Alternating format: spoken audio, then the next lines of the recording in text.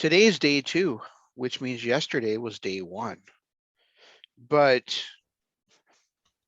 if you talk about the WWE pay-per-view day 1, I didn't watch it, but I Is read that the what your result. is that what your text was about? But I read the results, and you know, um, Brock Lesnar left as WWE champion. The New Day faced off against. Well, I should say Brock Lesnar is now what, the 37-time WWE champion, something like that, Something like that. Yeah. and the Usos and the New Day fought each other for like the 47th time on pay-per-view, and then Becky Lynch also left as WWE Women's Champion. Day 1 sure looks a lot like every other day for WWE, doesn't it, Jeff? Mm-hmm. Meanwhile, on the other channel, where I was watching Die for This, we get the return of Scotty 2 Hotty against Joey Janela in a fun match. We get the Briscoes taking on Blake Christian and Alex Zane in a tremendous tag team match. We get Alex Colon making John Wayne Murdoch gush arteries out of 3 different locations: his arm, his head, and his ear by the time the show was over. We get a do or die battle royal where Homicide ends up winning it and being the man to challenge John Moxley at the World in the Hammerstein Ballroom. Which, by the way, they've sold more tickets for the Hammerstein Ballroom as a sellout than WWE did for One Night Stand. And we also get during the State of Effie address, and this is where I lost my mind, Jeff. The lights go out. They start coming on, and you see a masked man all in black wearing a cowboy hat. And the next thing you see is a guitar shattering the head of Effie as Jeff fucking Jarrett has arrived in Game Changer Wrestling. You can have your day 1. The show of the year so far is Die for This by GCW. When they kept they've been advertising day 1 for the last few weeks, and every time I saw it, I kept thinking they were talking about WrestleMania day 1. I had no clue that there was an actual show on last night. Yep, there was. And then all of a sudden I got this thing about him being the new champion. And I knew it was going to eventually happen. I'm just not sure why it's happening. Because do they really need to have a title versus title for Roman and Brock to sell WrestleMania? Well, I think part of the reason why it happened was because Roman Reigns pulled a bandito and couldn't wrestle due to COVID. Yeah, I mean, I'm sure it probably did, but why did it have to be put on him? It reminds me a lot of when The Rock beat CM Punk going into that WrestleMania main event. Why did it need to have the title? Yep. Well, why does this one need to have both titles? I don't know. It just makes no. It's dumb. It makes no sense to me. Maybe because the fans were loving Big E as WWE champion, that had taken it away from him. Yeah, fair enough. But diversity. Yeah. So I kind of hung up on that. So no, I think we're getting Jeff Jarrett against Effie at the World, which is kind of cool. Which, yeah, I have no problem with that. I mean, it's been a long time since I've seen Jeff Jarrett wrestle. Well, timeline wise, I've been watching him wrestle on old WWE stuff, going through the Attitude Era. But yeah, it'll be interesting to see. He was always a very underrated talent who was underrated until he decided at the end of WCW he was going to be the man. And then, then became cookie cutter. But I always liked the Jarretts. I wish, I hope that they do succeed wherever they go. And seeing him one last time would actually be kind of fun. Absolutely. And so for the first time ever on a GCW broadcast, we got a Slapnuts chant. Nice. Nice. I like that he's still rocking the guitar gimmick too. It the part of that that makes me laugh as much as I do when I see that now is because, like I said, I'm going through the Attitude Era, and when he re-debuted in WWE, the first thing he did was trash his guitar gimmick. Oh, is it? Yep, that's he spent the first probably 3 weeks doing interviews that just trashed his guitar gimmick and how um, Vince screwed him over by making him be this country music singer and everything, and then all of a sudden he starts carrying the guitar again. Yeah, like wasn't it close to a year later? Like he starts coming with the guitar. This is "Don't Piss Me Off" on it. Yep, Yeah, yeah. yeah, So I find it humorous because that's all he did was trash that gimmick, and then that ended up being a staple of his career for the rest of it. that's very true. It did. The other thing we got this weekend, and honestly, Friday night show was overlong. It didn't. There's very little of it that appealed to me, but we did get two more spectacular cloud cutters from Jordan Oliver this weekend. Nice. One of them he went from the top rope springboarding off of um was it yeah off of AJ Gray's back and hitting it on Matthew Justice. And then another one he caught Ninja Mac out of a 630 into the cloud cutter. I'll try and So watch those this yeah. week. You Well, know, don't watch till infinity because it's 4 hours and 50 minutes. So if you're gonna watch it, pick and choose what you're gonna watch. oh, I will. Trust me. The millennial in me will skip forward. I don't need to sit and watch the whole thing, but I Yeah. completely forgot about both those shows last night. Last night I got into a kind of a movie marathon. Um, I don't know. I was just sitting here and I'm like, hey, a movie would be nice. And I turned on HBO Max and watched Matrix. And then I went through their Last Chance stuff and saw Jupiter Ascending, which I've never seen before. So I figured I'd watch that before it went away. And then, of Uh, course, I had to finish my night with Disaster Movie, just a stupid little comedy. Yeah, like you said, you've been on movie kicks this week, and Yeah. I never get on movie kicks unless I'm gonna watch like a marathon of a like if I'm gonna watch like a Lord of the Rings marathon or I'm gonna watch Pirates of the Caribbean marathon. It's rare that I get into movie kicks because I'm more of a TV show guy. Me too. Um, I'd rather watch an hour-long episode than sit and watch a 2.5 hour. But for some reason, it's just movies have sounded good, and there's been so many out there I want to see. So this week I kind of went through about 5 or 6 of them, get them off my checklist. Jupiter Ascending. I don't know if you've ever seen it, but don't waste your time. I'm not planning to. Yeah. I and then this morning because I was watching, because I watched Till Infinity on Friday night, which felt like it was going to go till infinity. Um, 4 hours and 15 minutes is too long, GCW, just to let you know. And then three and a half, and then I watched Die for This last night, which was a brilliant show. So I didn't watch Rampage until this morning. And good God, Jeff, did those ladies put in a Right. last minute contender for match of the year? Right? I mean, Yeah. wow, wow, I wow, was wow.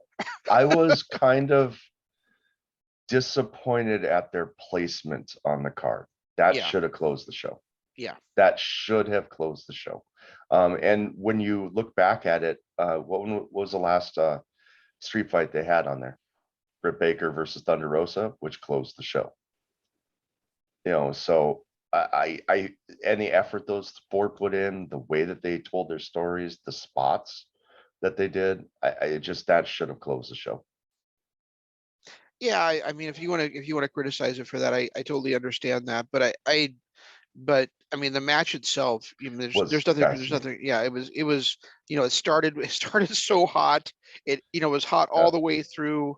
Um, God, Penelope Ford is the star we thought she would be 3 years ago, right? Hmm. I mean, they talk about how much she's improved, and she has. But I mean, you and I saw her in a match of the year contender, on that one terrible show that I rented. She was one of the bright shining stars on that show. Yeah, So she's been was somebody to keep an eye on since we first saw her at All Out yeah, or all All in. In. Yeah, All In. yeah, I mean, she's just been one of those people. The first time we saw her in that match where her Conrana at Hangman Page, we were both like, okay, she's a future star, and she has kind of taken a long route to get there. but she's absolutely there. And I love her little partnership with the bunny. Allie is one of the most underrated performers ever. She really is. She was great in Impact. She was great when she was with Sue Young. She came in kind of in a weird spot with AEW where she was easily the best woman star on the roster. And then they just kind of sent her off to be with her husband. Yeah, I thought it was and speaking of her, like they mentioned her on GCW very briefly, but they mentioned Cherry Bomb, and I was like, she hasn't gone by that in like 10 years, right? She's Yeah. been she was Allie for probably like 4 or 5 years or whatever at TNA, and then slash Impact, and now for the last three years or so she's been the bunny. And so we're talking about like over half a decade at least that she's not been Cherry Bomb. So I thought it was Wasn't kind of she the funny. bunny before she went to TNA too?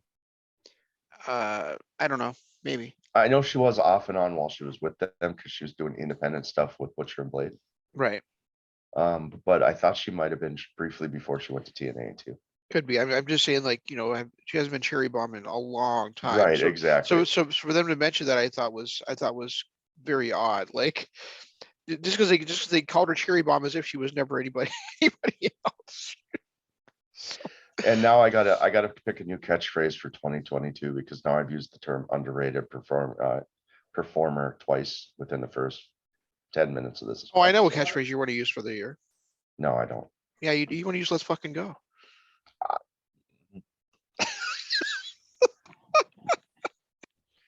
It's just, oh, it's so annoying. Such an annoying phrase. Such an annoying phrase.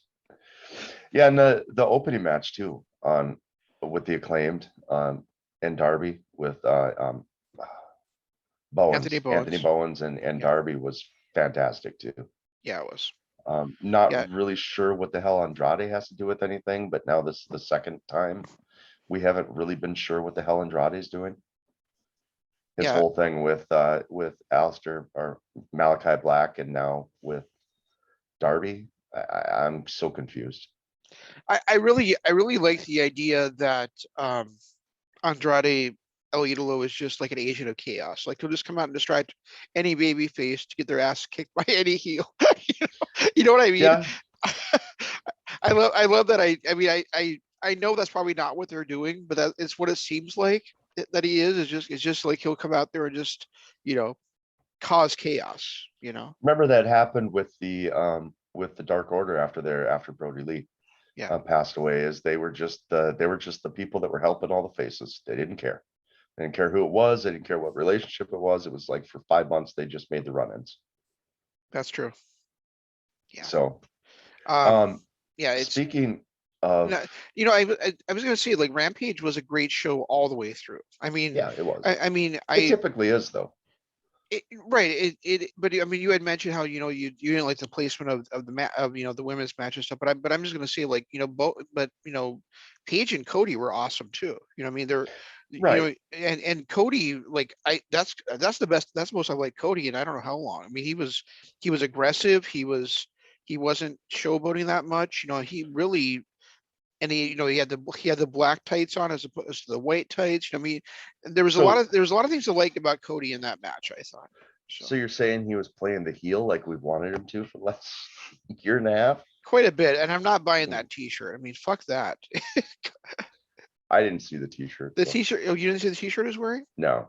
It said entrance. It said heel, baby face, and then the little Cody symbol, like a check mark, and a box that said winner across the bottom. No, his entrance annoys me so much that I just tune it out. Oh, he did it, but he didn't even do the full entrance. That was another thing. He didn't do and maybe it's because they were in Daly's place. Maybe they can't do it there. But he didn't. He did not do the full entrance either. So okay, well, maybe I'll have to check that out. I mean, it's not like it's a very long episode. Plus, you have to realize I was kind of worn out after that women's match. And then Arn's promo and the Mark Henry catchphrase kind of got me, and I was just like, you know what? I can go get something to drink during the entrances. I wonder how much money he's making to spend 30 seconds on TV once a week and say that line. Well, probably It's as much as nice gig if you can get it, right? Probably as much money as Paul White is making for not being anywhere for the last 3 months. Oh, is he not doing I elevation anymore? haven't heard him for a couple of weeks, so Oh, I don't okay. know. Um, shoot, what was I gonna say now? Oh, I was gonna say, I wonder, it'll be interesting to see if if the Briscoes actually do show up in AEW. Does Jay still get to use the J drill, or now that Cody's got it as his finish? Now that Cody's doing the, oh my goodness, it might be a pedigree. No, I don't think it's going to be a pedigree. I've never thought it was going to be a pedigree. Never once has the pedigree came across my mind, but that's what everybody seems to think. Yeah, I don't know why. That's weird. Um, but speaking of, and I just want I forgot to mention one thing on the show last night for DCW. The Briscoes decided to pull out a new finishing move for the new year. Oh, what's that? Shatter Machine? No, Big Rig? a top rope redneck or an avalanche redneck boogie. Oh, nice. Yeah. There were a couple of promos that they did. I don't know if you saw them addressing FTR No, over I the haven't. last week. I found them just, I went to Jay's Twitter feed and they're in a couple of comments on there, but yeah, Jay Briscoe, we had that discussion earlier about Orton versus Punk, and Jay Briscoe has just got to be the go-to. Like seriously, I would take Jay Briscoe over Punk or Orton at this point. Yeah, As I definitely would, for sure. he's just so good, so good, and his promos are amazing.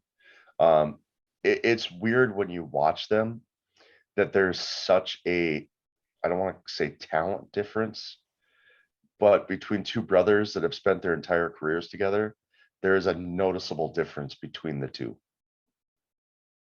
Yeah, there is, and the thing is that, and they he's been doing this since 2012. I mean, this is not like new. He's been Right, doing this for 10 years. So, right, exactly. he started doing this kind of stuff, as in tag teams, but also like 2012, his promo battles against Kevin Steen.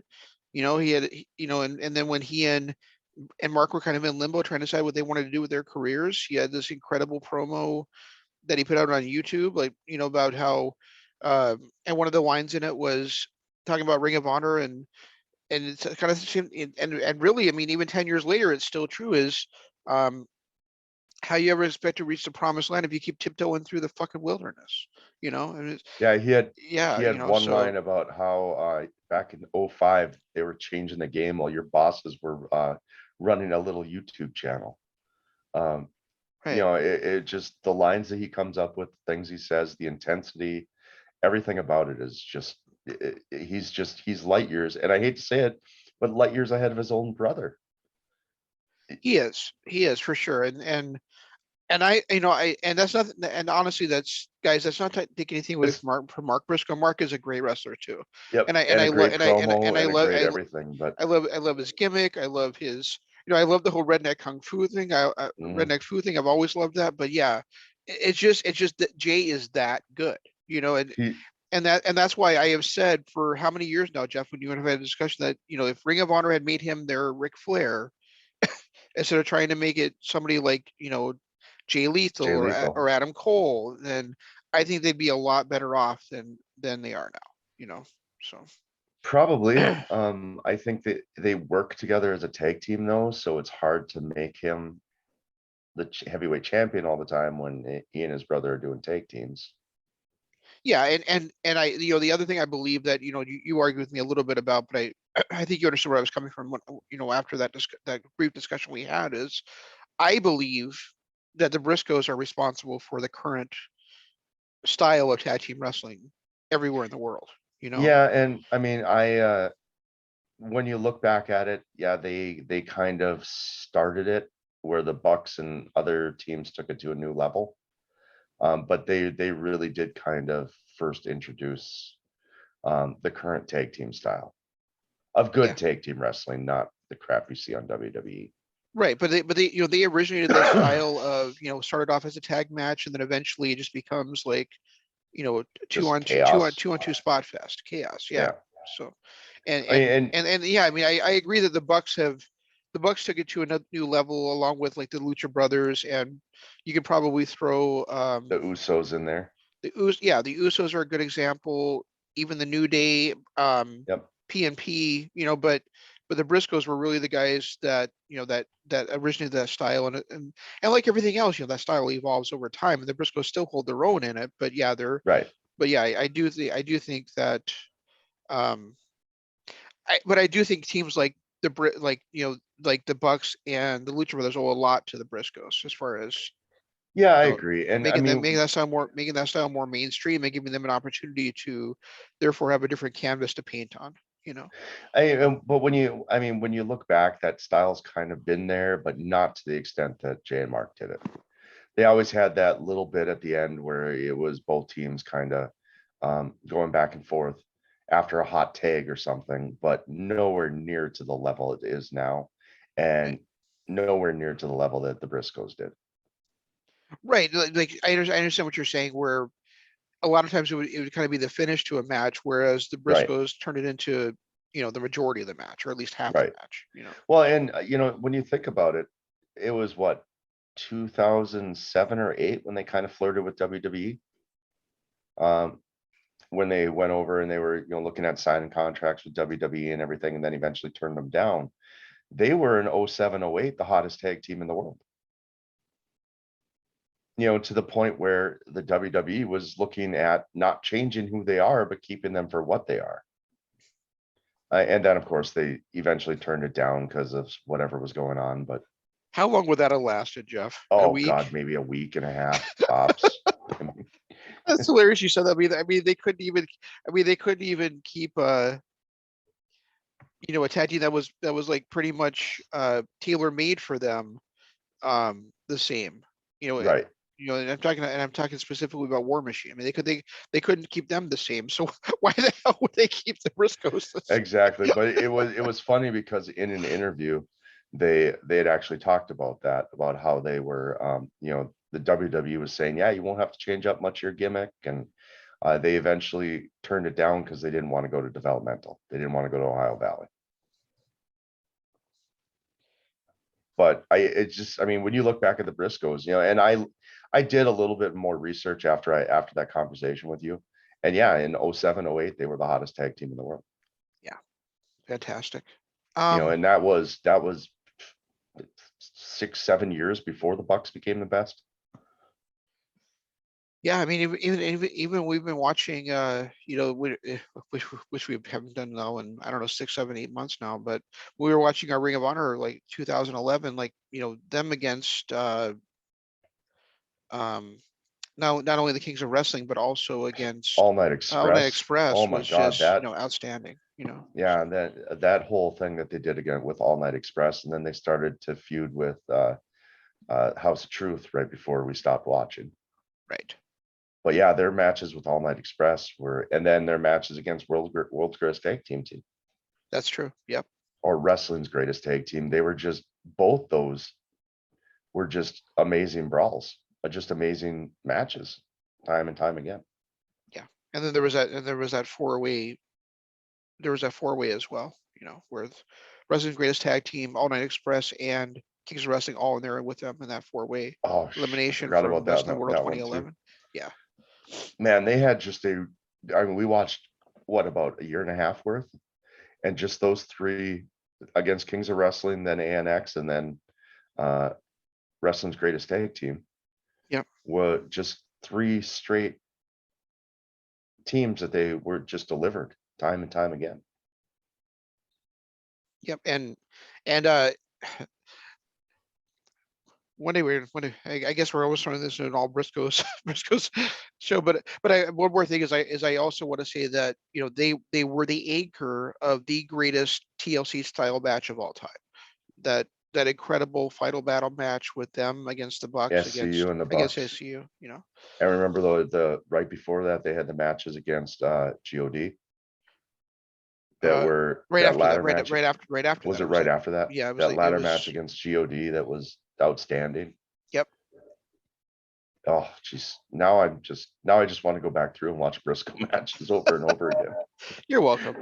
Match promo, match promo, match promo. Just do that. So where did we leave off in the awards last week? I don't remember. I don't remember. Did we ever come down with, did we ever actually talk about match of the year? No, I think we did Wrestler of the Year, which was ridiculously difficult. We did Tag team of the year, which ended up being like a four-way tie. yeah, ridiculously difficult again. I think we kind of left off there. I don't think we really did much after that. Okay, so I was thinking about this, like match of the year and show of the year, and it's like match of the year for me has got to be Hangman Page versus Kenny Omega at Are we doing full tag team match or singles match? well, I guess I'm doing singles match so far, aren't I? I mean, So, singles matches. It's another one that's really tough for me because there's so many matches that I enjoy. for me, what caps it for me is just being in the arena, being on my feet for the final 10 minutes of that match, and not being able to even contemplate sitting down until that match was over. Final 10 minutes. You know, I don't think we sat down after they made their entrances. well, no, I remember getting up when Paige went to hit um the buckshot lariat, and then Kenny pulled the referee in the way, and I was standing on my feet for the entire rest of that match. When you think about it, there's two matches on that show that qualify. But I think as far as like my criteria has always been storyline. Storyline before, right after the match, leading up. And there's not a better storyline over the last 3 years than Hangman Page's rise. Right. So when you look at it that way, plus the quality of the match, plus knowing how hurt Omega was, plus the ending with the Bucks giving him the nod, it's your turn now. Now afterwards, they've kind of ruined it a little bit, but at the conclusion of that match, when you take everything involved, yeah, probably match of the year. As far as like one-off matches, there's so many that I have to throw in there. Like the 3 of them are Bryan Danielson. With his one against Page, that hour-long one that just happened, the one against Kenny, that half-hour draw, his Minoru Suzuki match. I thought the triple threat match he did at WrestleMania with Edge and Roman Reigns was fantastic as well. I wouldn't know. Yeah, I know, but I'm just saying, that was one of those, like last week I said when I was going back and looking at my wrestler of the year, for me it was a hands down Kenny Omega. And then I was like, well, wait a minute, what about Danielson? He had this match. Then I went back and watched his last couple matches, and he's been like, you could easily make a top 5 match of the year list with just Bryan Danielson matches. So I mean, but as far as everything, my emotional investment, storyline, yeah, I'm gonna go with Kenny versus Page at Full Gear. Yeah, and then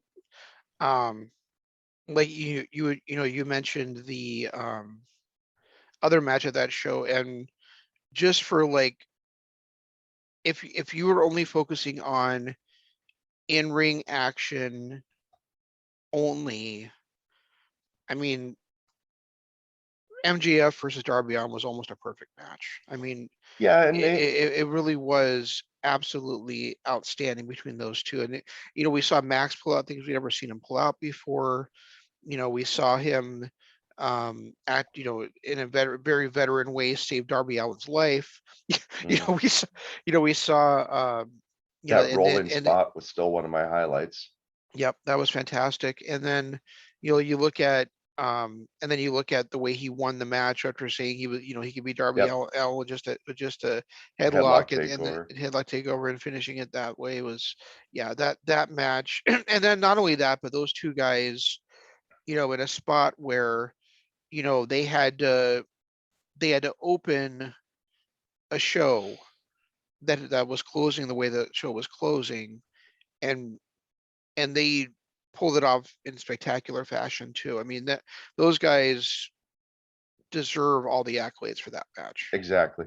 And it's funny, because yeah, that was the other match on the show I was referring to. But if you think about it, there was a third match on that show that could easily be match of the year contender too. For what Eddie Kingston and CM Punk had to do to get the crowd back into it after Oh, that I thought failed you were talking about women's I match. thought you were talking about the Minnesota street fight. Yeah, yeah. Okay, yeah. The one that started as a 10-man tag and pissed everybody off. Yeah, that one.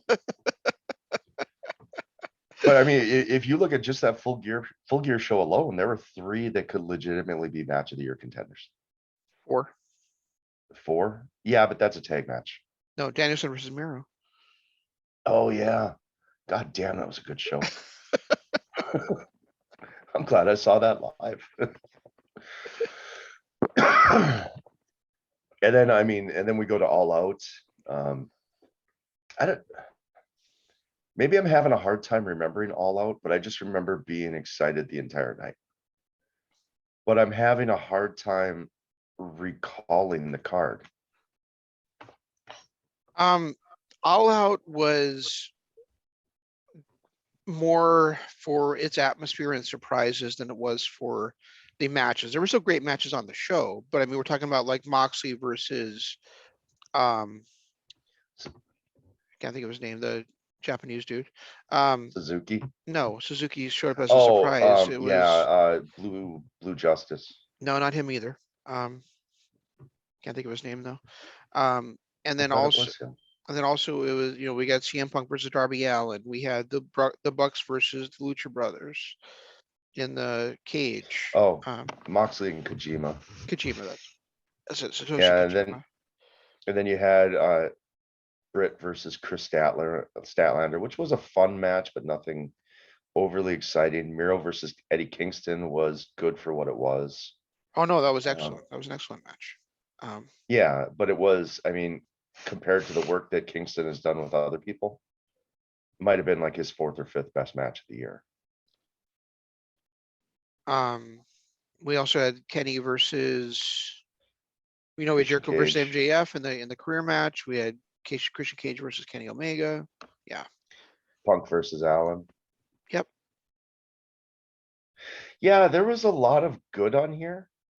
But if you take out that cage match from the Lucha Brothers Young Bucks, looking back now, there was nothing that seriously stood out as far as like, oh yeah, that's definitely my favorite match of the year. Like it was probably my 3rd or 4th favorite Kingston match of the year. I did like the Punk versus Darby Allin match, but I think they've both done much better throughout the year. The Jericho MJF stuff was more about showmanship than actual wrestling. It was, yeah, but that was still a great match. It was still a great match, that yeah, we were, but that it we, was, I mean, if you remember back to, we were heavily emotionally invested in that match. oh yeah, absolutely. So, And then the Kenny versus Christian Cage match was their 2nd best match of the year. yeah, They had a better match on Rampage. yeah, the Kenny versus Christian match, they gave away a lot of it on TV like 4 weeks before, and also a lot of that match was just about kind of getting to the end and seeing the surprises at the end. Right. So, but I still think like, but All Out, if you remember back, Jeff, we're only talking about 3 months ago, so just think back, like the internet lost its mind about that show. All Out was a show that the internet was calling the greatest pay-per-view of all time, and you and I were even saying the same thing when we watched it. And it still is, even after being live at Full Gear and watching it back, it is still my favorite pay-per-view of the year. Yeah, Probably my favorite pay-per-view ever. And if we're gonna rank pay-per-views of the year, this is still my number 1. I thought it was a solid show. I sat there, eyes glued to the TV the whole time. I love the order of the show. There was that one miscue, but even that was still one of my top matches of the year with Paul White and QT Marshall. And I said that with a straight face. Did you notice? I said that with a straight figure. Oh, all right, yeah. And then the surprises, Ruby Soho, and of course Cole and Daniel Bryan, just everything about that pay-per-view. It's still my number 1 pay-per-view probably ever. But as far as match quality goes, Full Gear beat it. Yes, that Full I agree Gear with. is my 2nd favorite pay-per-view of the year. Yeah. But as far as match quality goes, match of the year contenders, there were 4 match of the year contenders on Full Gear. There was 1 on All Out. Yeah, Full Gear. God, it's hard to say this because of the way that it started and ended. But I think if things have been arranged a little bit differently in Full Gear, it could have been the greatest wrestling show of all time. But because Yeah, the way things were spaced out, and like the Ruby Soho match versus Britt Baker was a really good match, but the problem is that it was Ty. nobody cared. It was Ty. Ty versus Oh, I'm Britt. sorry. Yeah, Ty versus Britt. I'm sorry, my bad. Yeah, those they had a great match, but the problem was that you know nobody cared. And Ty You know, coming out wearing her Brazilian headgear and all that stuff. It just kind of threw everything off for me. Like it was a different Ty than I'm used to. yeah, and Britt being played to the ring by the Aussie guitarist is weird too. Like, Wasn't that Prince? I thought it was Prince's guitarist. or if Ozzy's guitarist. Oh yeah, Fozzy. Okay. I said Ozzy. I said Ozzy. I Yeah. meant Fozzy. That's what threw me off. You said Ozzy, but I don't know. I thought Full Gear had better wrestling than All Out, but All Out had more of a complete show where like I had no problem walking away to go to the bathroom during that women's match. Where with I remember with All Out, I I was so happy when Paul White and QT Marshall came on so I could get a bathroom break. Just because it was just that time. But yeah, I think All Out is easily the best of the year as far as shows go, with Full Gear being a close second. Matches of the year, though, man, I don't know where else to go. There were a lot of great TV matches. Brian versus Suzuki on YouTube was great.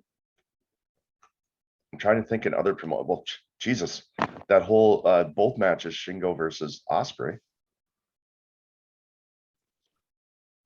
Shingo or Osprey versus Kota, Jay White versus Kota. Yep. And yeah, Shingo versus Osprey to me is the match. Both of them, the G1 there. and the or not the G1, the New Japan Cup one, and then their title match. Both of them were fantastic. They were. Yeah. ZSJ against Naito and then ZSJ against Shingo were amazing as well. Stupid Zoom. Is it freezing up on you or because? No, I'm just trying to look at something and it wouldn't let me. And it's in the way. Yeah. Yeah, I get that all the time too. Trying to think of who else had great matches this year that we watched. Gresham. Just every match he was in. His match against Mike Bennett was phenomenal. His match against Josh Woods was great. The Josh Woods Silas Young last man standing match was really, really well done. So many great matches this year. Yeah, And then we have, there's a couple of, and this is gonna sound weird, but like I think like Jimmy Lloyd was my 2 favorite GCW matches this year. Like his match against G Raver and his match against Alice Cologne were just fantastic. His G Raver death match, and then I mean you look at, and that's what I was just gonna say, and I haven't even touched on GCW yet. But when you look at GCW, Jordan Oliver and Atticus Cogar. That barbed wire match was fantastic. He had that great match against Deppen to start the year. Then he didn't he have a feud with Alex Zane there for a little while? Not that I remember. They might have had a match.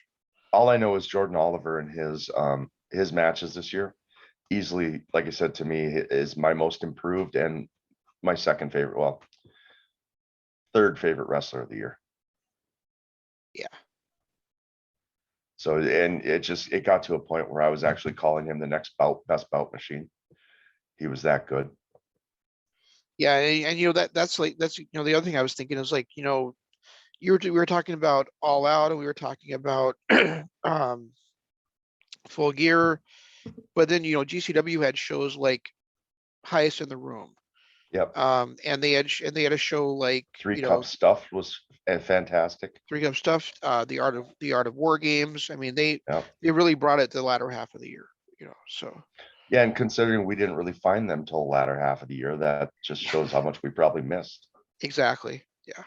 I mean, they could be my they're right now my second favorite promotion, obviously behind AEW.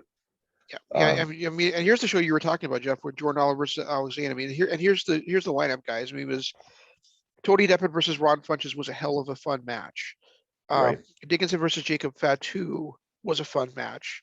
It had Gresham versus Suzuki on it. Two Cold Yep. Scorpio versus Effie in that match. We thought Effie got killed in. Right. God damn, that was 3 Cup Stuff, wasn't it? No, this is Heist in the Room. Oh, okay. Atticus Kogar versus Ninja Mac. Jordan Oliver versus Alex Zane. There was a 6-man tag with Nick Wayne, Riley, and Starboy Charlie versus Second Gear Crew. Alex Clone versus G Raver in a match that I swear to God, I thought both guys were going to die several times in. And then you had a scramble with Gringo Loco, Everett Connors, Eli Everfly, ASF, Arez, and Jimmy Lloyd. I mean, that show was absolutely outstanding as well, So yeah, that was a great show too. And that was a show where like I just kept being entertained all the way through as well, Right. So And they there was also that that I think was it undeniable for, or no, rebellion for, no, I can't remember. there was some show from Impact we thought was great, like in April or something. I can't remember what it was called though. yeah, and I can't remember what it was, but I know which one you're talking about. It was right before Kenny won the belt. The show right before. Yeah. When it was Rich Swann versus Moose. No, I'm talking about the show where Kenny won the belt. Oh, okay.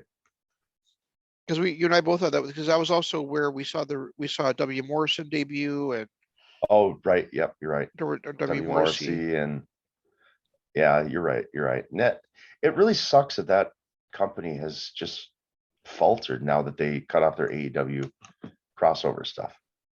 Yeah. Because now I have no interest in watching Impact Wrestling anymore.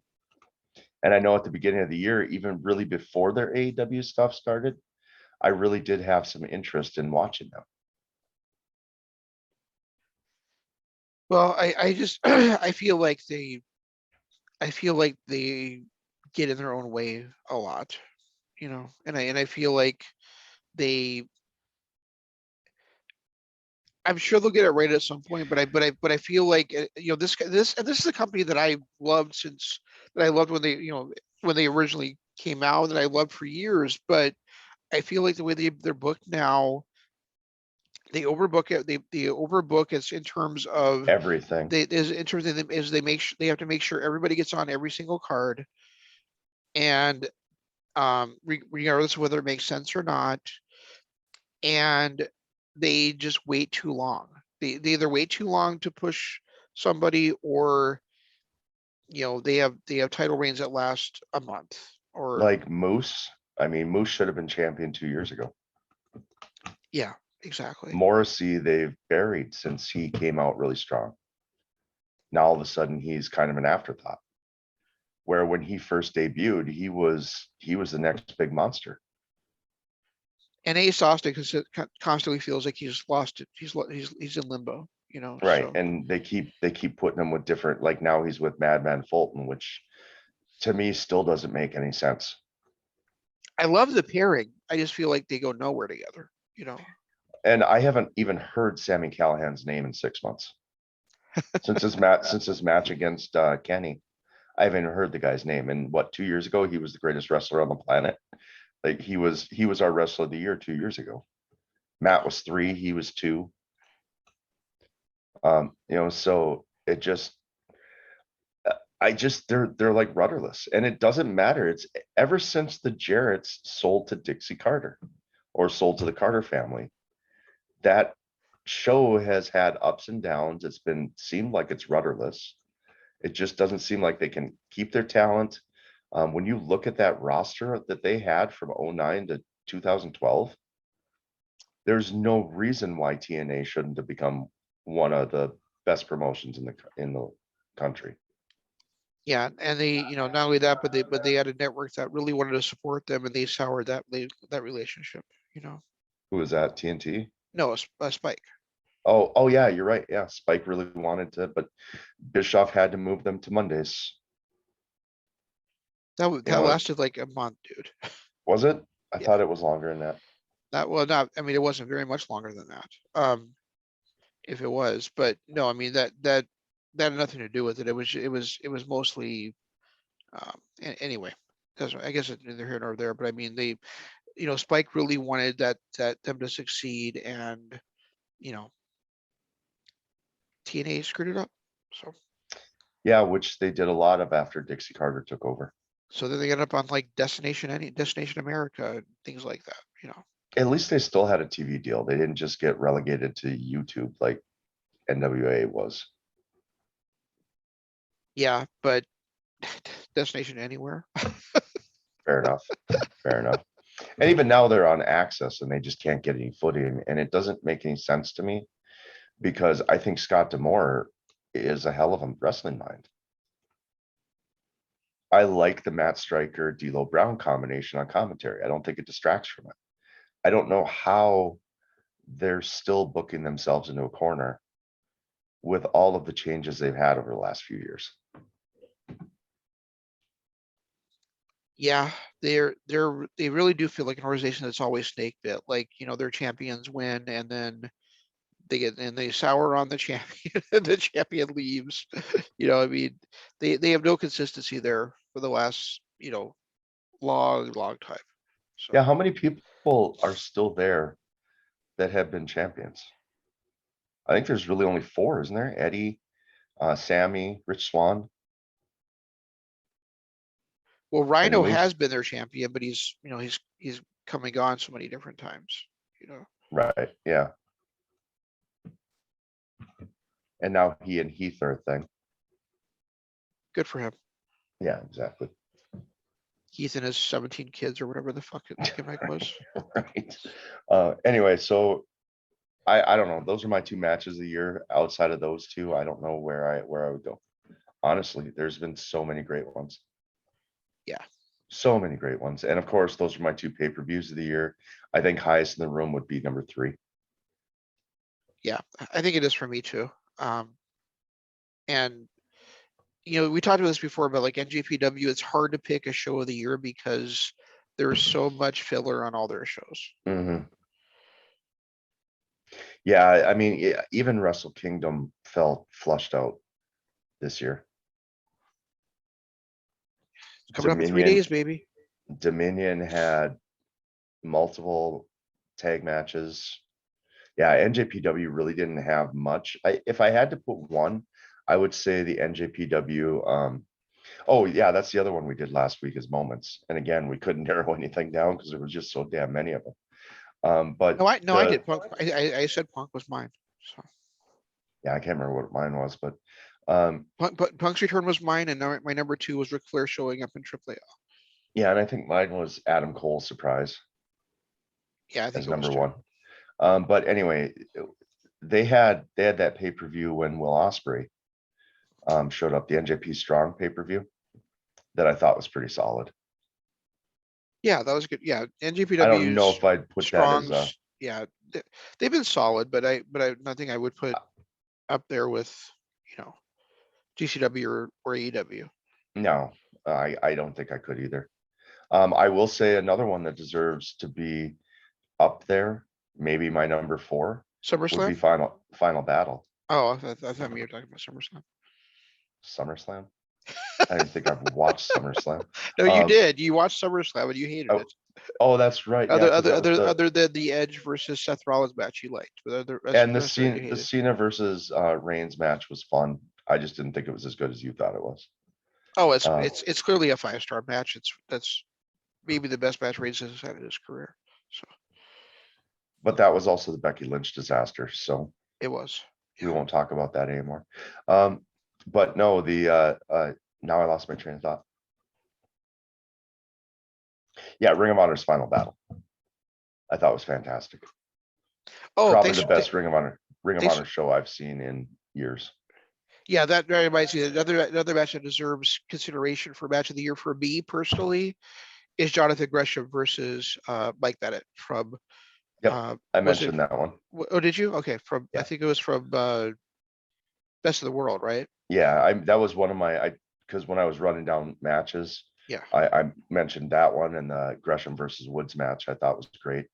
I hated the Um, Gresham versus Woods. That was a disaster. you hated Complete the fucking first five disaster. minutes. Once it picked up, you liked it. That first 5 minutes felt like it took an hour, though. Fair enough. It felt like the Lethal Gresham Iron Man match from a few years ago. Yes, yes. But Another Bennett versus Gresham was to me an absolute outstanding wrestling match. Yeah, didn't that match actually turn your mind on Bennett after all these years? It was one of the two. Yeah, the other one was the first match, which I still think you need to go back and find and watch, which is the Briscoes versus the OGK Oh, yep, yeah, I earlier enjoyed those earlier in two. the year. And their final battle match I thought was great too. I mean, Bennett to me has always been, since I first saw him back in 2012, has always been that solid hand who I enjoyed his character, even though it was kind of a bland character. Yeah, It was more of an everyman character and not so over the top wrestling type shit. And I've always thought he's been a solid, never worse than a 3-star match. Um, I think he took a turn, and you always dodged me because I liked him so much. but okay, but any did you ever see him as any better than a 3-star match? Because me, I didn't. And then I this saw him year, as a 3 or 4. and then this year, like he's had 3 5-star matches to me. Right. So I mean, I saw him as a 4-star guy. Never saw him as a 5-star guy. I never saw him as the Brian Danielson, um, Kenny Omega type guys that would carry somebody to a 5-star match. right. Or even John Cena for that matter. Look at all the 5-star matches John Cena's had throughout his career. I mean, not when you look at Meltzer's ratings, but just you watch how many great matches he's had throughout the years. I never pictured Bennett as one of those guys, but he was a guy that would never have less than a 3-star match. Um, kind of like Brian AJ Styles was back in, you know, his entire career. But AJ would also get you those 5 stars, which is what made AJ better. But I don't think, I mean, when I look back at AJ's career, I can't remember anything less than a 3-star match through his entire career. I can't even believe you just put AJ Styles in the same sentence as Mike Bennett. But that's fine. Fair That's fine. enough, fair enough. I was just looking at, guys that never go below 3 stars. That's all I was doing. That's all I was doing. Okay. Anyway, so tag team match of the year, obviously, Lucha Brothers versus Bucks. I'm all out. There's Well, not even a close second. I don't know. Are we talking about only tag matches? Are we say tag? Are we talking about 2-on-2? Because I my honestly my favorite match all year long what has been that 10-man tag See from now, Dynamite. from Like Halloween. Yeah, I mean, see, I would not from say, not from Halloween. The 10-man tag where we're talking, the match that prevented Page from getting his shot oh yeah, at All Out. yeah, That the one where because Stu Grayson damn near killed himself 4 times. that's the one, and it had those amazing entrances, had the amazing story all the way through the match. That that to me, like, if we're just talking about overall everything, that is my favorite match of the year. So Yeah, I was going 2v2, but yeah, it's hard to pick against that. It's hard to pick against any of the Super Click matches that they've had. With the 3v3s. Um, yeah, but I- those also just kind of feel like they run together for the. Because we're going to include that. I mean, that also that 6-man that 6-man match at Full Gear again was absolutely outstanding. mhm. That Falls Count Anywhere match. Yeah, and then of course there was the Luchas versus FTR from that Full Gear. God damn, Full Gear was a great card. Yeah, but I mean, if you're talking about streets, yeah, just straight tag team, then yes, absolutely, it's the cage match. But Yeah, quick. all I And was then saying was I mean, I think overall, if I had to pick just like a favorite overall match of the year for entertainment value, to me, it's that 10-man tag. So, quickly followed behind by the Halloween match. yeah, I mean, same guys in both of them, pretty Right, much, right? yeah, Yeah, like right behind it, like it's 1 and 1A type of thing, which I it know you is. hate, but No, it um, really is for sure. this is it just me or has this year been harder to predict or pick best of anything I think it than is. any other year? I Like think it, go ahead. everything we can say, yeah, that was great. But what about this guy who's just like maybe a smidgen below it? Yeah, yeah. And The only thing, you know, as far as like rising stars of the year for me, I mean, number one is Jordan Oliver, number two is Atticus Kogar. There's and you know that's they're like neck and neck for me. You see, know, number one for me is Jordan. Number two for me is going to be Jungle Boy. And the reason why I say Jungle Boy is because when crowds came back in June or May, whatever it was, when crowds finally started coming back into buildings, that pop that he got was the loudest pop I've heard all year long. that's fair. I guess Jungle Boy to me is he's been around for been in front of my eyes for 3 years, so I didn't think about him in that same sense. I But still yeah, look at him as a rising star because I think he's still a step below Darby, Sammy, and MJF. To me, he's still a rising star because he's not really broke out on his own. He's still with um, Luchasaurus. But sure. you're right. He has been in front of your face for 3 years, so it kind of makes it a little bit different. Yeah, But yeah. I've got it. So let me, yeah. So let me actually reevaluate. Let me redo my list. Okay, so if we're gonna take a talk about it that way, about like just still on the move up, then I'm gonna change my list. Number one is the Acclaimed, because I really do feel like those guys are gonna be superstars See, and very before soon. me, I agree Num with you, and I think it'll be sooner rather than later. But I can't say that they've had a better rising year than Jordan Oliver and Jungle Boy for 2021. Now going into 2022, they'll probably end up being my number one next year. okay, that's fair, but I feel like the rise is just right there right now. I feel like And their rise has been more over the last 4 months or so. I don't think it's been a real, so it might be some recency bias. I think they're great, but I don't think that they're quite where those other two are yet. fair enough. Number two for me would be Jungle Boy. Then number three would be Jordan Oliver. Um, Number four would be Dante Martin. Mhm. Yep, Number I agree with that. five would be Atticus Kogar, and then honorable mention, because I think it's similar to what you're saying about the Acclaim for this year, is Hook. You know, Hook is a guy that there's a lot of recency bias, but I think you know he's got the momentum behind him right now, and we might be seeing him as a superstar by the end of the year. He's only 2 matches in, so He it's is, hard for me to but really. there's so much hype behind him right now, and he's got that, you know, heartthrob appeal to him. So, you know, If you wanna get now hear me out because it's hard to say this about a 10-year veteran, 12-year veteran, okay. but where Eddie Kingston started the year to where he ended the year, would he not, for me, he would be my number 5. Because I think he came into this year at one level that was just kind of that solid hand, can mix it up with the main eventers here and there. But throughout the year, starting with full gear 2020 until the end of this year, he's gone to the stratosphere as far as stardom. I can see that for sure. Yeah. So, I mean, and it's kind of hard for me to say an on the rise superstar for a 12-year veteran.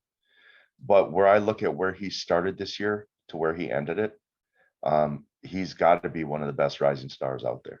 Yeah, I mean, and the same that we see the same thing in recent years from Scorpio Sky and Alex Zane Mhm. too, right? Yep. Where they came where you know they've been wrestling for 12, 15 years on the independents, and then all of a sudden, you know, they get that spotlight. So I mean, it's not unheard of. So yeah, I mean, my list would have to be Jordan Oliver, followed by Jungle Boy, then the Acclaimed, Dante Martin, and Eddie Kingston. Cool. Yeah. I Like don't like even know what other list to do now. like I started to say, we do have Wrestle Kingdom coming up on the 4th and the 5th. We've got the rematch between Danielson Dynamite's gonna be an absolute fantastic That's on the show. So third, that's on the fourth, isn't it? that's on the 5th. Yeah. On the fifth, okay. Yeah, we got Danielson versus Page. We've got the World Tag Title match between Lucha Brothers and Jurassic Express. We've got the finals of the TBS Championship final that night. Yeah, so I mean, then we've got Brian Pillman versus Malachi Black that night too. So I mean, The only title that's not being defended that night is Britt Baker, right? no, the TV title isn't being defended either. Cody's got an TNT open title. challenge, so I'm sure it will be. I don't think so because Max, they've also announced MGF going to be in action. That would be their 5 matches if that's the case. Oh, okay, all right. Um, Oh, that's right, because he's, what do you think about the storyline with Wardlow? How it's written in his contract that any title shot he gets goes to Max? yeah, that's really something. I'm loving this. This storyline has really, I thought it was going slowly and I was waiting for the turn, but at week after week, the more it builds, the more I'm enjoying it. Because when Wardlow snaps, he's going to destroy the Pinnacle. Yeah, I think I think it'd be really cool if that did happen. Like Wardlow, say Wardlow beats Cody for the TNT Championship, and and then he has to give it over to MJF. Well, then MJF's the champion, but every time Wardlow interferes, it just destroys MJF every title defense. Well, That'd just be the amazing to me. You know, from what I understood from it is the title opportunity goes to MJF, not the title. So if MJF gets a title shot, he has to give that title shot to MJF, not win the title and give it over. I thought it was title opportunity. I thought it was the actual title. No, because, well, I mean, there's precedence for that, though. You can't surrender a title to somebody else. I mean, Jesus, Andre versus Hogan giving it to Ted DiBiase proved that. Different organization. I know, but still, No, precedence. But no, what I understood it was that he got any title opportunity. Like if Wardlow climbed to the #1 ranking, then that #1 ranking automatically went to MJF. That's the way I heard it. Okay, possibly. But I still think it'd be really cool if Wardlow cost MJF or not even cost the match, but he would just interfere in every match, just destroy MJF. So that's how MJF kept defending the championship, was he'd always win by disqualification because Wardlow was destroying him during the matches. Yeah, I mean, they could still pull that off with MJF or with Wardlow getting the title shot against Cody, giving it to MJF, helping MJF win the belt. And then, like you said, for the rest of his little title reign, they just destroy him every chance. Yeah, if Sammy isn't the guy that takes the title back from Cody, then I want it to be MJF. I want it to be one of those two guys beating Cody for that championship. I'm just so angry that MJF is even, and now we got Sammy back to his comedy little cards during commercial breaks. We're not even going to get him on TV anymore. It's like, Jesus, just come on. Give Sammy some love now. It's been 3 years. I was glad that Dan Lambert said what he did on Rampage, because I was feeling exactly the same way. Like, yep, here's the Go Big show coming up. So Cody's got to have a championship again. Yep. Yeah. And that's exactly what Dan Lambert said. So I was glad that he said that, because I was exactly the way I was feeling. And that's, damn well, that's the whole reason why, because he won it last year right before Go Big show started, and he won it initially right before because they're on their season 3, aren't they? Or is this season 2? I think it's season 2. But regardless, he's won it both times right before the show started. Yeah. And he never should have won it back from Brody Lee. Never. The way Brody destroyed him to win the title, to have him come back a month later just to win it back, that never should have happened. I understand the sentiment behind it, but can we stop calling Brody Lee the greatest TNT champion of all time? I'm not calling him the greatest TNT. He only held it for a month. I know, but the announcers call him that all the time. Oh yeah, and the answer is really Miro. Miro is the greatest TNT champion of all time. Exactly. I'm right there with you, but it's hard because he passed away and there's sentiment and all that stuff. But I will say this, that Cody never should have won that belt back from Brody Lee. Well, I see it as the other way around. Like Brody should never won the title from Cody. I didn't have a problem with him winning the title from Cody. I I did. had a problem. I had a problem with him destroying Cody the way that he did, and then losing it back to him a month later.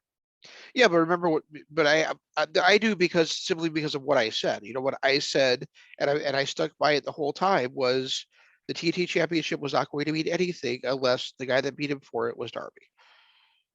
True. And Darby finally did win it from him. And then that's when I started caring about the TNT Championship, really. But the only reason Brody even won the title was because Cody was going away for a month to film the Go Big show. I know, and that's what irritated me. Yeah. And I mean, they could have had him sneak out a win. The fact that they had him destroy Cody the way that they did, that's what bugged me. I would much rather have had Brody win his title match against John Moxley to be the AEW World Champion. Fair enough, because that was a much better match to begin with. Yeah, absolutely. But all right, so I got nothing else. I don't know. No, what you do.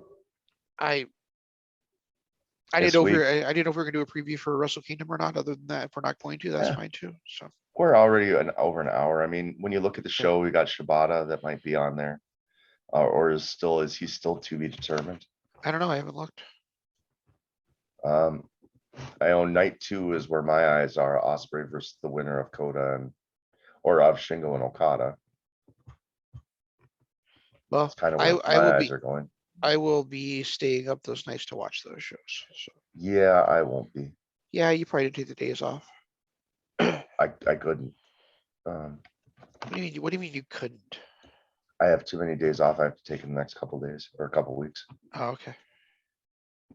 One of them this Friday. So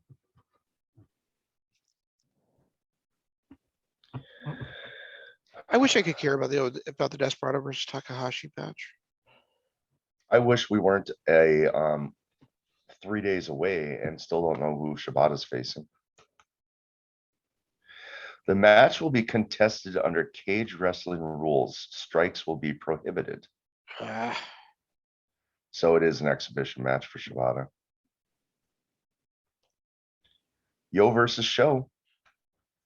Get the repeat of that. Yo versus Show. Yeah, on night 1. Oh, yeah, I see that now. And then 2 6-man tag matches. Dangerous Techers versus Chaos. So at least we'll get a good match again out of the Dangerous Techers. Yeah, I don't know that I really care too much about, as much as Hiromu I've loved for so long. Is this another comeback match for him? No, he competed in the Best of Super Juniors, and that's why he has the title shot. But my thing with it is, if Desperado would kept the title the whole way through, and then he was defending against Takahashi, then I care about it. But because Desperado had like 4 months where he lost, where he wasn't the champion, it doesn't mean as much as it should have. Right. So on night 1, I'm looking forward to Yo versus Show. I know the Shibata match has kind of some to it, but it'll still be nice to see him in the ring again. Dangerous Techers and Shingo versus Okada, which is weird because I can't remember the last time I didn't look forward to a Takahashi match. Yeah, I think it looks like a really good show once you get past the 6-man tags. But I wish I could be more excited for Evil versus Ishii, but I just know it's going to be a whole lot of bullshit during that match, Right. And then night. When did Kenta win the U.S. Heavyweight Championship? I thought Tanahashi still had it. Nope, he won it at Power Struggle. Oh, okay. Well, looking at night 2. Jesus. If Great-O-Khan performs like he did in the G1, I'll look forward to him versus Sonata. Naito versus Cobb will be fun. And the Osprey match. For night 2, there's really only 3 matches that I care about. I gotta find the card for that real quick here. We got TBA versus TBA. That's their dark match. Then we've got Awesome. Flying Tiger. We got Flying Tiger versus Bullet Club's cutest tag team versus the Mega Coaches. To open the show. Iwatani and Starlight Kid versus Nakano and Kamatani. Then there's a TBT versus TBT versus TBD versus TBD for the KOPW 2022 trophy. Okay. Got House of Torture versus Chaos. Sonata versus Great Okan. Naito versus Cobb. Kenta versus Tanahashi. And then the winner of Takagi Okada versus Ospreay. So again, it's 3 years in a row that they've done this multiple night Wrestle Kingdom, and they've taken one solid show and filled it with a bunch of TBDs or TBAs and 6-man tag teams to flesh it out over 2 nights. Yeah, I miss me just one solid 10-match show. And looking at the card, like Sonata versus Great Okan, like Sonata feels like he was in quicksand the entire year, doesn't he? Yep. Yeah, and then I mean, Great Okan, the only reason I even have any is because I felt like his match against CSJ showed the potential that he had. He's got a lot of potential, dude. He's Yeah, he was impressive in that match. And then night 3 is just a throwaway night. It's well, that's on Saturday, right? yeah. Yeah, and I mean, that's a show that we can't even watch on Wrestle Kingdom until a week later. it's basically the B teams of all of the factions facing off against Noah people. Oh, is that all it is? Yeah, I mean, here we've got Sho versus Atushi Katoch. Then we've got Bullet Club, Taiji Ishimori and Gedo versus Stinger. Suzuki-gun, El Desperado and Doki versus Los Perros de Mal de Japón.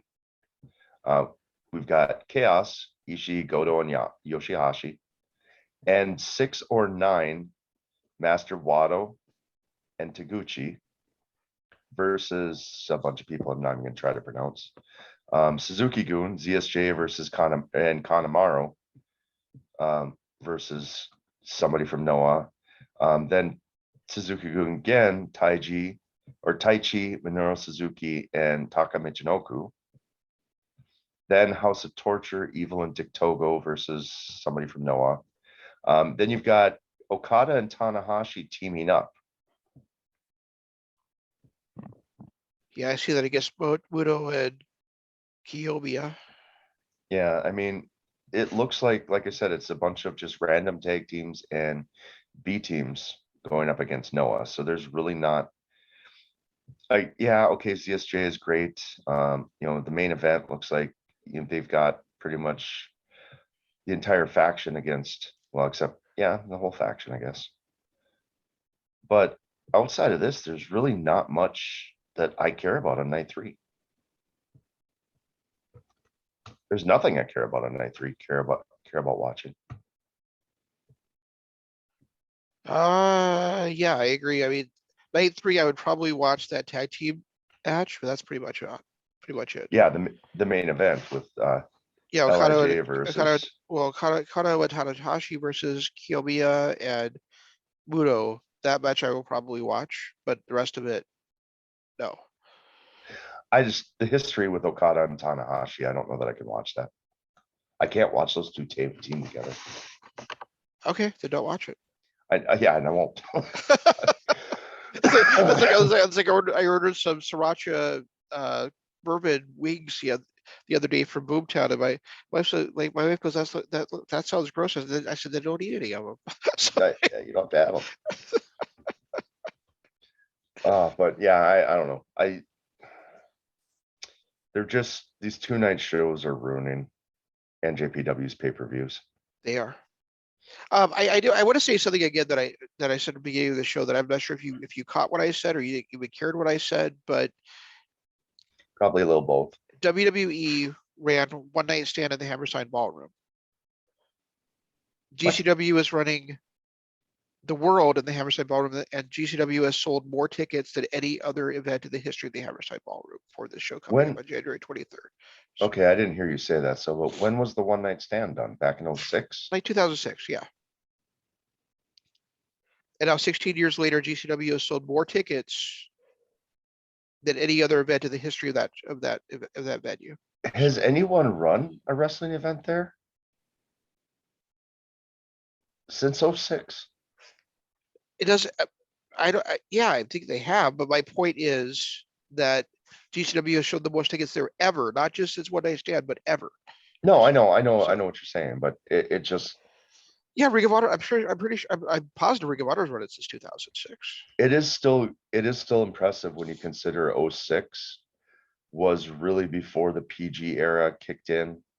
And SmackDown 6 was still going on, and Yeah, it was an ECW show, so it brought back a bunch of the ECW people.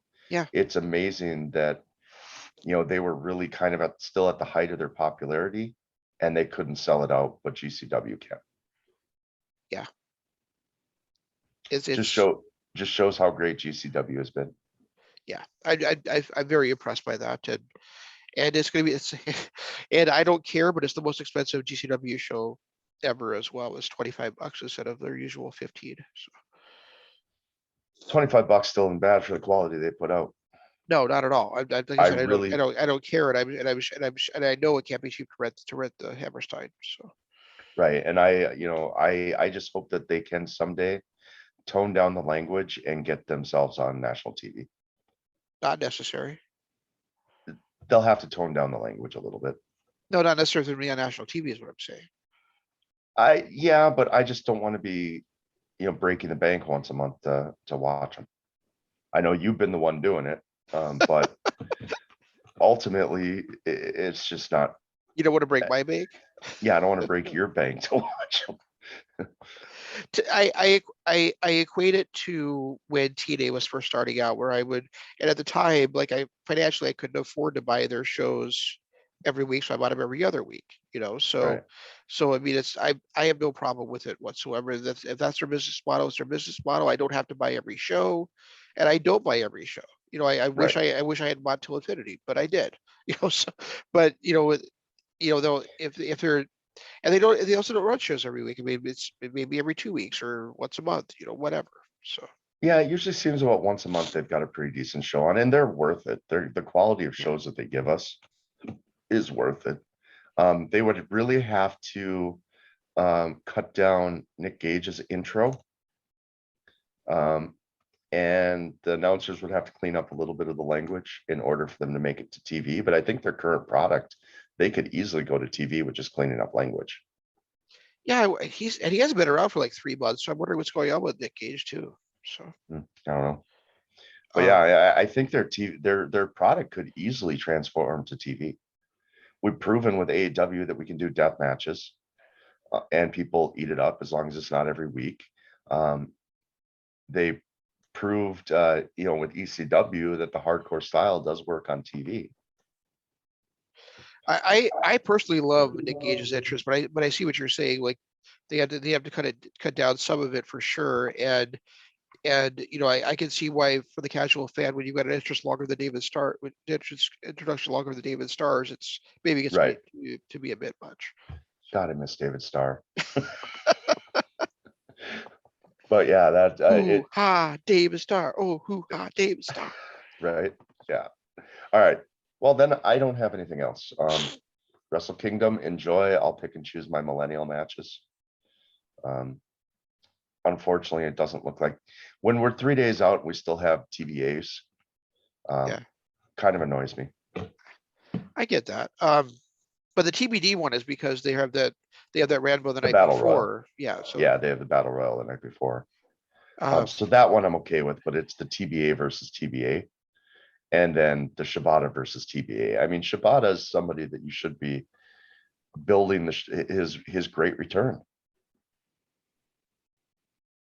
it is. But And to I have it as a TBA 3 days before. yeah, but they're only doing a catch wrestling match also. So I mean, I guess maybe when if he actually is able to have a full wrestling match down the road, then they'll make it a big hype it up more. I don't know. He's one of the few that I'm scared about actually doing a full wrestling match. Like But don't Edge you want to see it? returning.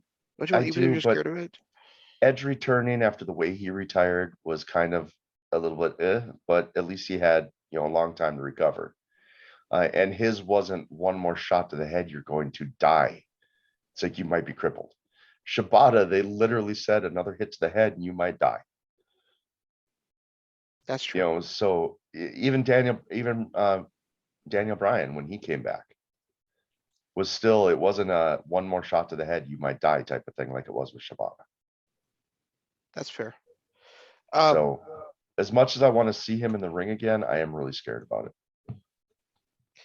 Speaking of seeing you guys in the ring again for the first time in years, I hope you, when you watch the show this week, you enjoy Scotty 2 Hotty's return against Joey Janela, because that I will. it really is. He gets a hell of a reaction. It's a hell of a match. So Does he do the worm? of course he does the worm. Oh, hell yeah. If football wasn't on, I'd be watching that right now. Yeah, I gotta watch football. I texted Melissa last night and I was like, she was working and I was like, you're not gonna believe who I'm watching wrestle at GCW right now. I was like, you're not gonna believe what I tell you. She's like, who? When I said Scotty 2 Hotty, her response was LMAO. So That's great. The worm. yeah. All right, man. All right, guys. Thanks so much for watching. We really appreciate it. And until next time, this is Shane saying long days, pleasant nights, and Jeff saying Goodbye.